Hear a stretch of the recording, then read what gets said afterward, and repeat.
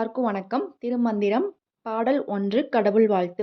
ஒன்றவன்றானே ரெண்டவன் இன்னருள் நின்றனன் மூன்றினுள் நான்குணர்ந்தான் ஐந்து வென்றனன் ஆறு விரிந்தனன் ஏழும்பச் சென்றனன்தான் இருந்தான் உணர்ந்திட்டே. இதோடைய விளக்கம்: இறைவன் ஒருவனே, அவனைத் தவிர வேறு தெய்வங்கள் இல்லை. அதாவது உலகத்திலுள்ள அனைத்து தெய்வங்களுக்கும் அண்ட சராசரங்களுக்கும் அதிலுள்ள அனைத்திற்கும் இறைவன் ஒருவனாகவே இருக்கின்றான். ஒன்றாக இருக்கும் இறைவனின் அருளானது இரண்டாக இருக்கின்றது. அசையா சக்தியான இறைவனின் அருள் அவனிடமிருந்து அசையும் சக்தியாக வெளிப்படுகிறது.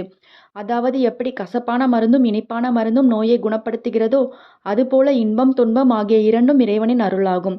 இரண்டாக இருக்கும் இறைவனை பிரம்மன் விஷ்ணு சிவன் ஆகிய 3 தெய்வங்களாகவும் நின்று படைத்தல் காத்தல் அழித்தல் ஆகிய 3 விதமான தொழில்களையும் புரிகின்றான். மூன்றாய் நின்ற இறைவனை உயிர்கள் தன்னை அறிந்து கொள்ள வேண்டும் என்ற மாபெரும் கருணையில் ரிக் யசுர் சாம அதர்வன ஆகிய 4 விதமான வேதங்களாகவும் நின்றான். 4 வேதங்களாக இருக்கும் இறைவனை நிலம் நீர் காற்று நெருப்பு ஆகாயம் ஆகிய 5 பூதங்களாகவும் இருக்கின்றான். அதாவது தெய்வம் அருளும் 5 தொழில்களாகிய படைத்தல் காத்தல் மாயையால் மறைத்தல் அருளல் மாயையை அழித்தல் ஆகிய 5 தலைவன் அவன் ஒருவனே.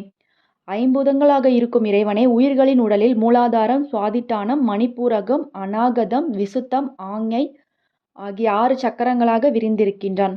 6 சக்கரங்களாக விரிந்திருக்கும் இறைவனை மூலாதாரத்தில் குண்டலினி சக்தியாக இருந்து யோகங்கள் புரிவதன் மூலம் 6 சக்கரங்களுக்கும் மேலேறி 7வது சரஸ்ரா தலத்திற்கு சென்று அதையும் தாண்டி பரவெளியில் உறைந்திருக்கிறான். 7 சக்கரங்களிலும் உறைந்திருக்கும் இறைவனை தனக்குள்ளே உணர்ந்து உயிர்கள் அவனை எட்டுதலே முக்தி ஆகும்.